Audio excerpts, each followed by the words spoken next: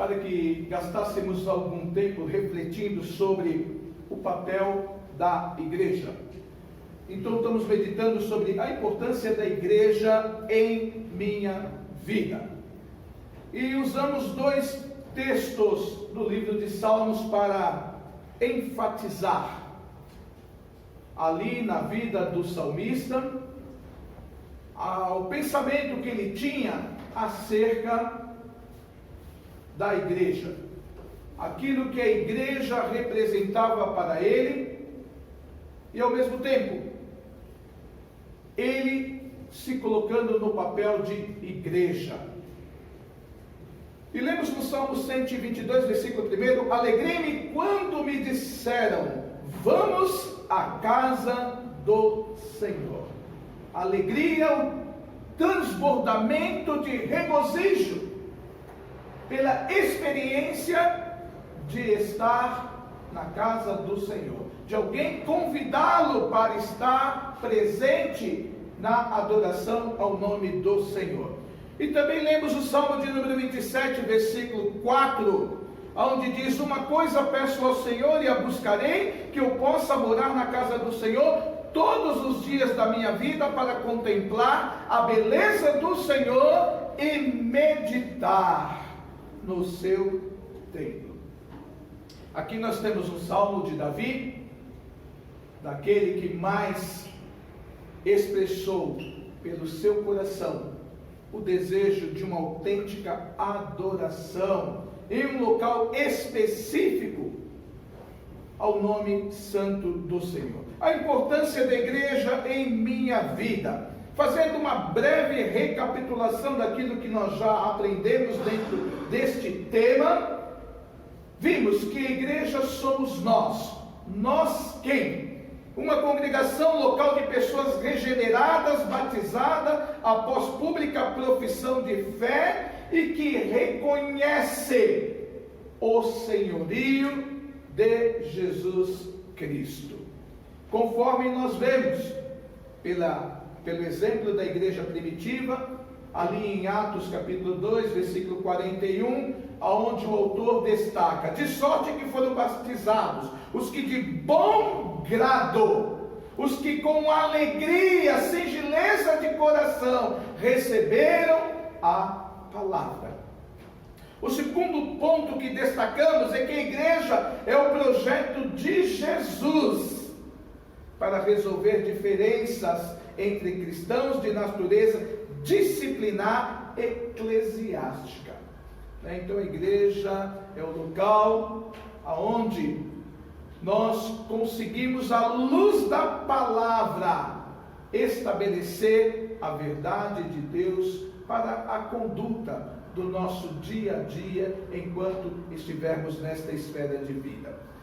Em terceiro, aprendemos que a igreja é o lugar onde somos lembrados da nossa missão pessoal e intransferível.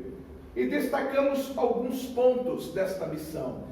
Temos a missão como igreja de testemunhar. E ser-me-eis testemunhas. É o que nos destaca o texto de Atos, capítulo 1, versículo 8. A missão de fazer novos discípulos. A igreja não pode ficar parada no tempo e no espaço. A igreja tem que trabalhar, a igreja precisa ser dinâmica, a igreja precisa semear a palavra, é necessário a renovação. Então nós temos a missão de fazer novos discípulos. O próprio Senhor Jesus Cristo deixou esta ordem dizendo: portanto, ide e fazei discípulos. Também temos a missão de fazer a diferença, conforme instrução, exortação do Senhor Jesus Cristo, ali no Sermão do Monte, aonde ele dá duas características a cada um de nós, igreja do Senhor. Nós somos sal da terra e somos também luz do mundo. Estamos aqui para dar sabor e estamos aqui para brilhar a luz de Cristo. E encerramos falando acerca que a igreja é o desígnio de Jesus para manter as pessoas conectadas ao alvo da vida, que é, primeiro, crescer em direção à perfeição. Não somos perfeitos e nem chegaremos à perfeição nesta vida. Mas isso não quer dizer que nós não devemos perseguir a perfeição. O próprio Senhor Jesus Cristo nos orientou acerca disso. Sede vós, pois, perfeitos, como é perfeito o vosso Pai que está no céu. Devemos ter a mente de Cristo, né? A igreja precisa ter a mente de Cristo. E a igreja passa a ter a mente de Cristo quando ela passa a pensar nas coisas que são de cima. E o apóstolo Paulo diz: portanto, se já ressuscitamos com Cristo, devemos buscar as coisas que são de cima, aonde Cristo está assentado à destra de Deus, pensando nas coisas que são de cima e não nas que são da terra, porque nós já estamos mortos e a nossa vida está escondida em Cristo Jesus. E finalizamos que devemos, como igreja, ter a estatura de Cristo. Ter a estatura de Cristo significa que nós devemos estar nos aperfeiçoando dentro da obra do ministério, para a edificação do corpo de Cristo, para que cheguemos à unidade da fé, ao conhecimento do Filho de Deus, a homem perfeito, à medida da estatura completa de Cristo. E hoje, partindo para a conclusão deste importante tema, iremos ver mais 3 tópicos. O quinto tópico, acerca da importância da igreja em minha vida, chamou a atenção dos amados e queridos irmãos para que a igreja é o plano de Jesus para permitir que as pessoas sejam estimuladas a viver a sua palavra no caminho da maturidade doutrinária e emocional. Então a igreja é o melhor local aonde nós somos estimulados, somos incentivados a conhecermos a palavra de Deus, a nos alimentarmos da palavra de Deus, a vivermos integralmente aquilo que nos recomenda a palavra de Deus, a fim de alcançarmos a maturidade, a fim de alcançarmos o equilíbrio emocional. E destacamos 2 textos da palavra santa do nosso Deus. O primeiro está lá em Colossenses capítulo 3, versículo 15 e versículo 16, que nos diz assim o apóstolo Paulo: e a paz de Deus, para a qual também foste chamados em um corpo. Veja aqui, quando fala corpo, ele está falando igreja, né? A paz de Deus, para a qual também foste chamado em um corpo, domine os vossos corações. O que está dizendo aqui? O que Paulo está afirmando aqui? O que Paulo está nos chamando a atenção aqui? Quando nós permitimos que a palavra de Deus faça parte do nosso ser, quando nós vivemos integralmente esta palavra, automaticamente nós recebemos a paz de Deus, que excede a todo o entendimento, e esta paz, ela trabalha de tal maneira no nosso coração, na nossa parte emocional, nos levando ao equilíbrio em toda a área da nossa vida. Veja, e ele complementa: a palavra de Cristo habite em vós abundantemente, em toda a sabedoria, ensinando-vos, admoestando-vos uns aos outros, com salmos, hinos e cânticos espirituais, cantando ao Senhor com graça em vosso coração. Então veja como é uma sequência lógica. A partir do momento em que eu me conscientizo que a igreja ela tem uma importância relevante na minha vida. E essa importância relevante na minha vida, ela é demonstrada através de atos, de atitudes, que me levam à consagração cada dia mais. E eu sou impulsionado a buscar a palavra como um alimento cotidiano para a minha alma. Automaticamente eu começo a progredir no caminho, eu começo a amadurecer doutrinariamente. E por que é importante nós amadurecermos doutrinariamente?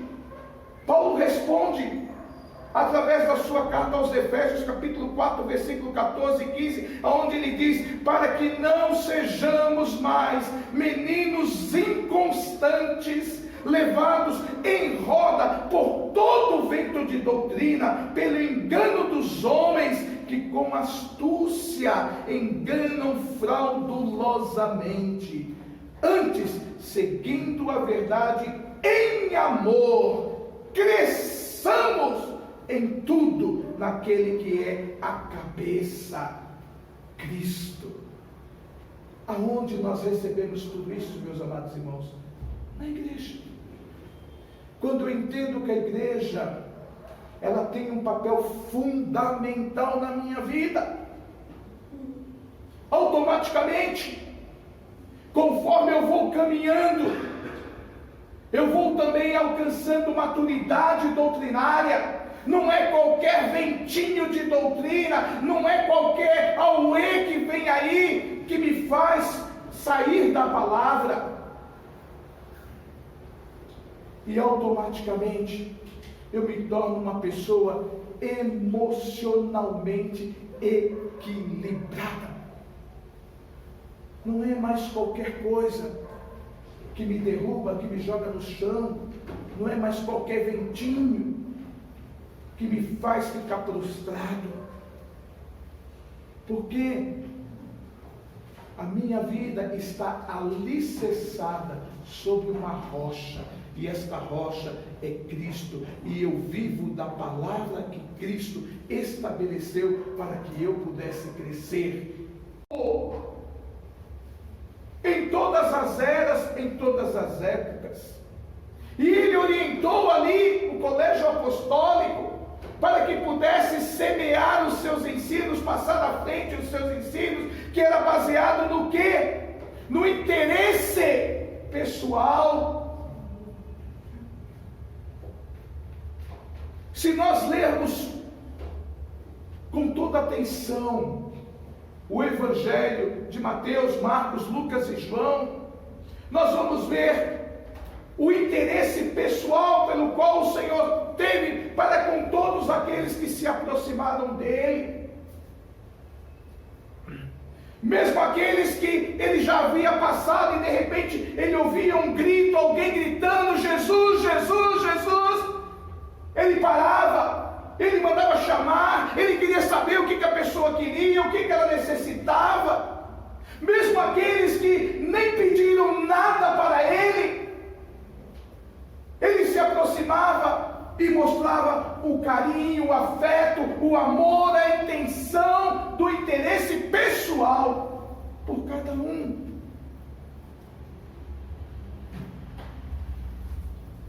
Quando Jesus expressou ali o seu grande sermão, e já havia passado muitas e muitas horas, e aquela grande multidão estava ali, ouvindo atentamente as palavras do Senhor, alguém chegou para Jesus e falou: Senhor, despede essa multidão, porque já é tarde, e nós não temos nada a oferecer a eles, no sentido do alimento cotidiano. E Jesus, sabendo que a caminhada de volta precisaria repor energias físicas, ele mandou que a multidão se assentasse e pediu aos seus discípulos que procurassem para ver se alguém tinha alguma coisa. Não vamos despedir esse povo desse jeito. Até que encontrou alguém que tinha ali alguns pães, alguns peixes. E o Senhor orou e fez aquela multiplicação maravilhosa e alimentou aquela multidão. Interesse.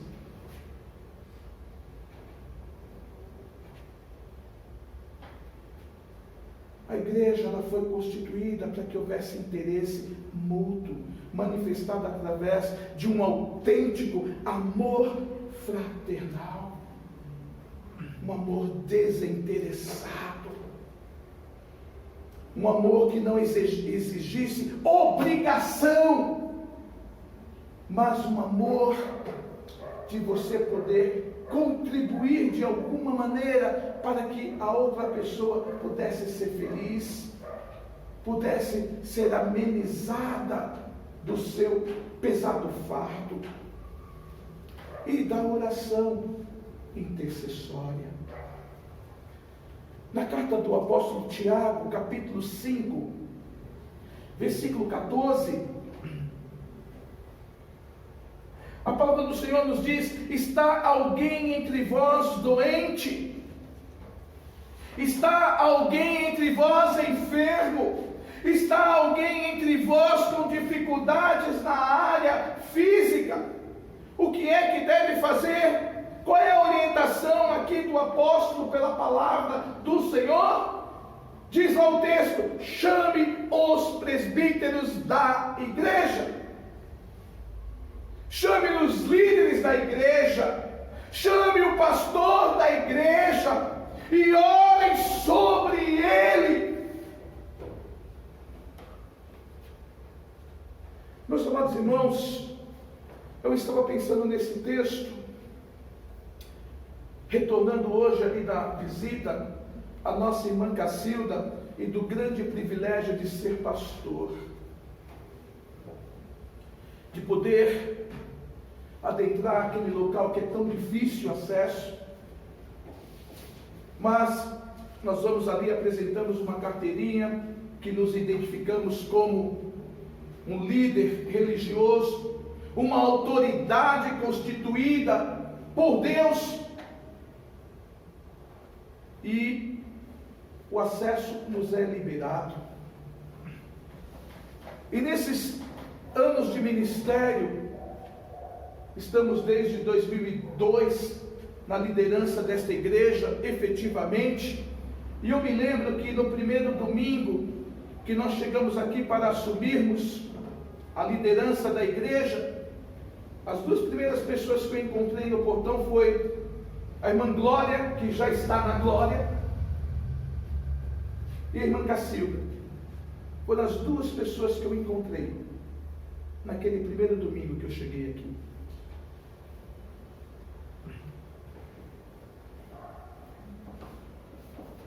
E eu me lembrando de tudo isto, do privilégio de poder estar ali, hoje, no dia de hoje, levando uma oração, levando uma palavra, não porque sejamos melhor que qualquer um dos irmãos, não, pelo contrário, talvez precisamos mais de oração do que os irmãos, eu preciso mais que os irmãos orem por mim, talvez do que eu orar pelos irmãos.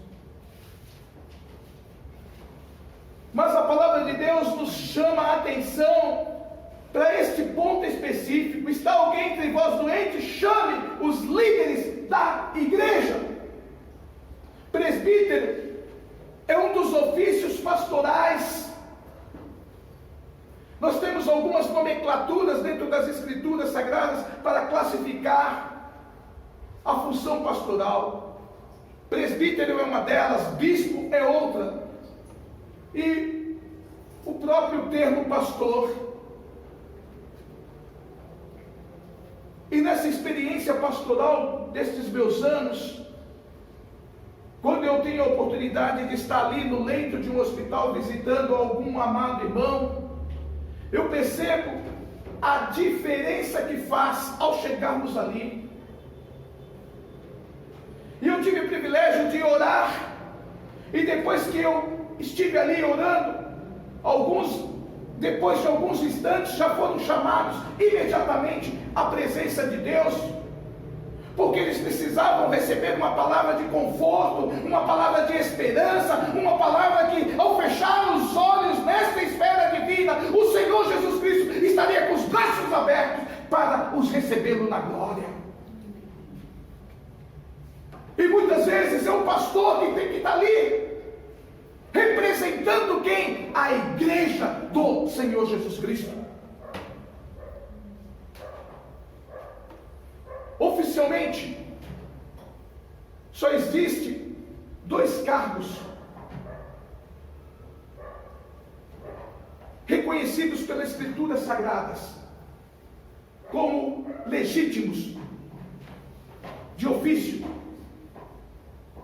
na igreja: é pastor e diáconos. Nós não encontramos em nenhum outro lugar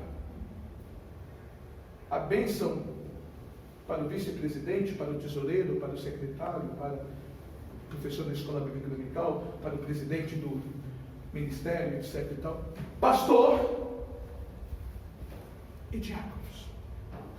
E essas pessoas precisam ser chamadas. Essas pessoas têm que ser convocadas para momentos igual a este. Porque elas receberam a autoridade de Deus para abençoar, para confortar.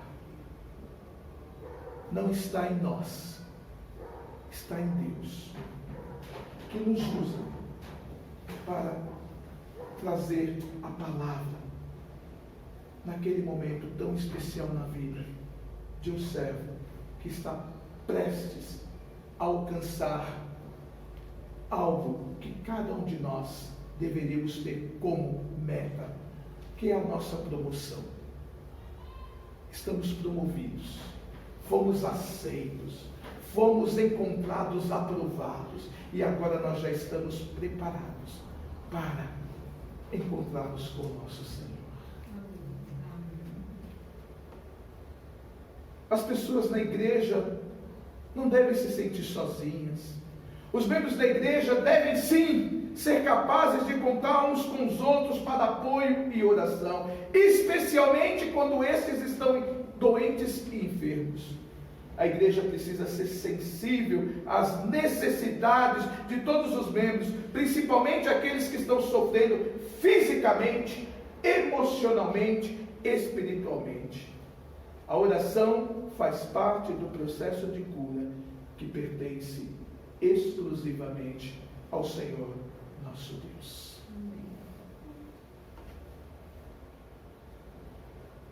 Mas é importante que a igreja esteja representada pela sua liderança em eventos assim.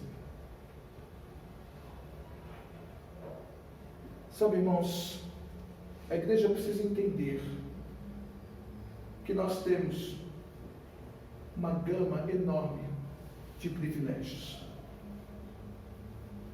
Mas aonde há privilégios, tem que haver no mesmo grau responsabilidade. Privilégio não está separado de responsabilidade. Privilégio é ligado à responsabilidade.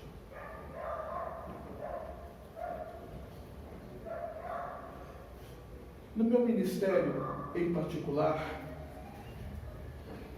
uma das coisas que marcou muito, que se tornou um espinho no meu coração, da qual eu tenho orado, como o apóstolo Paulo fez, e ele não foi retirado, foi não ter tido esta oportunidade, de ter sido me negado esta oportunidade de orar por um membro da minha igreja, por um filho da igreja local, por alguém que é servo do Senhor, que é ovelha de Cristo, que é menina dos olhos de Deus, e no momento determinado me negaram esse privilégio. A pessoa foi internada, a pessoa ficou por um determinado momento internada, não recebeu a visita do pastor, não recebeu uma oração da igreja, não recebeu uma oração pastoral, ela morreu, o pastor não foi comunicado. Quando eu olho esse versículo e eu vejo a importância da igreja na minha vida, eu não sei especificar para os irmãos qual é o nível do pecado que cada um que sabia daquela história e não contou ao pastor vai ter que prestar conta a Deus. Eu não tenho a menor dúvida que vão ter que prestar conta a Deus. Você pega a carta de Paulo, as cartas de Pedro, a carta de Tiago, a carta de Judas, são cartas à igreja. E ele está aconselhando a igreja: está alguém entre vós doentes, chame os presbíteros.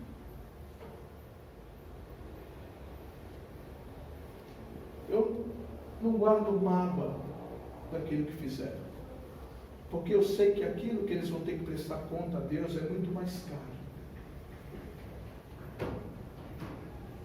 Mas é muito triste quando alguém não percebe, quando alguém que tem vários e vários anos de igreja não entendeu o seu papel do que é ser igreja. Porque quando nós somos igreja, nós primeiramente conhecemos a palavra de Deus, conhecemos a palavra de Cristo, conhecemos aquilo que nos compete de responsabilidade como igreja. E neste caso específico, algumas pessoas que eram membros da igreja não entenderam o seu papel como igreja. Falharam e permitiram que uma pessoa descesse a cova sem honra. Sem honra. Sabe o que isso significa? Uma pessoa descer o túmulo sem honra. O salmo é bem claro, quando diz: preciosa é a vista do Senhor, preciosa é a vista do Senhor a morte dos seus santos. E as pessoas não permitiram que a pessoa descesse com honra e glória. Nessa pandemia, eu tive que fazer culto fúnebre de pelo menos 4 irmãs aqui da igreja. Mas desde que a igreja fechou por ordem das autoridades constituídas, eu tinha colocado no meu coração: ninguém, se Deus chamar, vai descer sem honra à sepultura. Ninguém vai descer sem honra. E conforme o Senhor foi chamando algumas destas servas do Senhor, nós viemos até aqui a igreja, gravamos o culto, como se tivéssemos o corpo presente aqui, como se tivéssemos a família presente aqui, como se a igreja estivesse presente aqui, como se os amigos estivessem presentes aqui, para que ficasse na memória de todos aqueles que assistem e puderam assistir o quanto as pessoas significaram como corpo, como membro do corpo de Cristo neste local. E em todos eles eu estive presente. Todos eles, quando desceram à sepultura, nós estávamos adorando ao Senhor. Porque a igreja, ela precisa aprender que, acima de tudo, acima de nós mesmos, nós temos que ter a mente de Cristo. Porque maior é o que está em nós do que o que está no mundo. Essa Covid pode levar mais algumas centenas de milhares de pessoas, mas ninguém vai partir daqui sem a permissão de Cristo em sua vida. Por isso, eu estive presente em todos os cemitérios, abraçando a todos os familiares, mesmo sabendo pelo que a pessoa tinha morrido. Estávamos lá, porque este é o papel da igreja.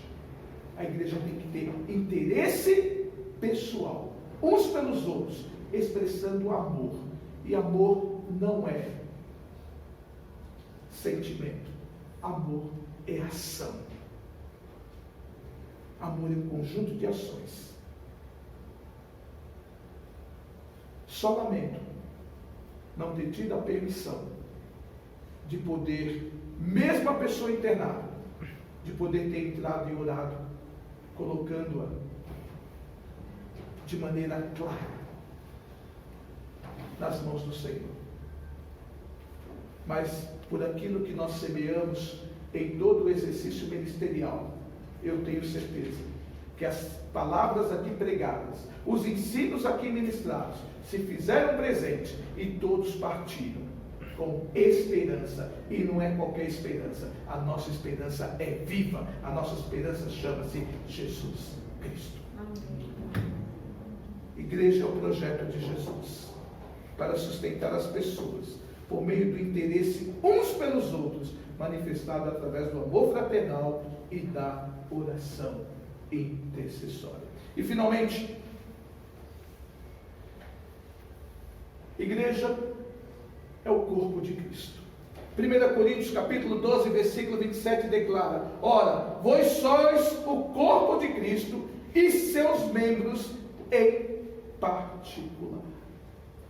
Somos o corpo de Cristo e os seus membros em particular.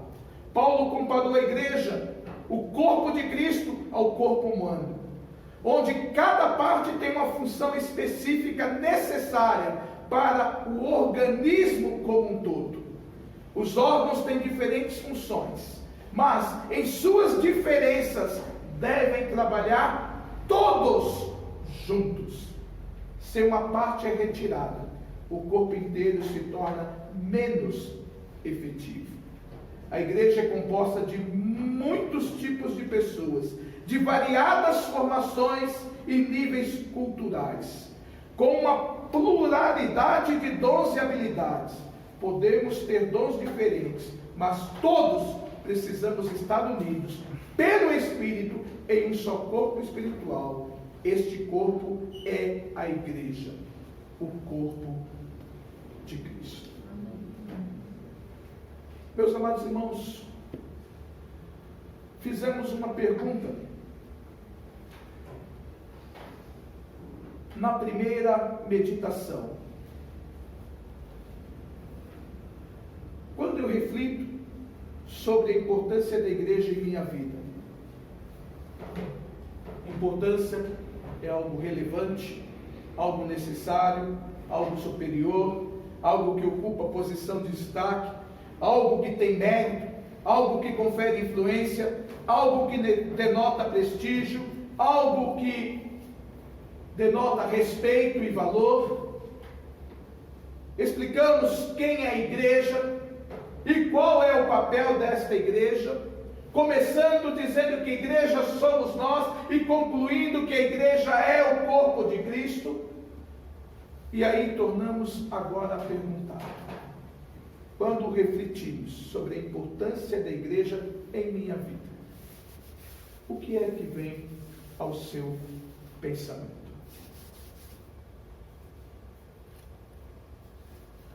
Podemos dizer como o salmista: alegrei-me quando me disseram, vamos à casa do Senhor.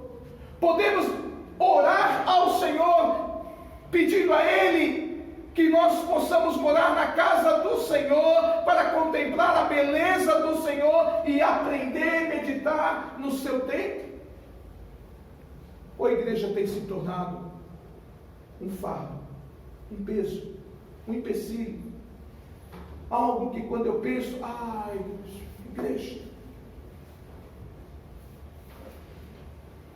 igreja somos todos nós.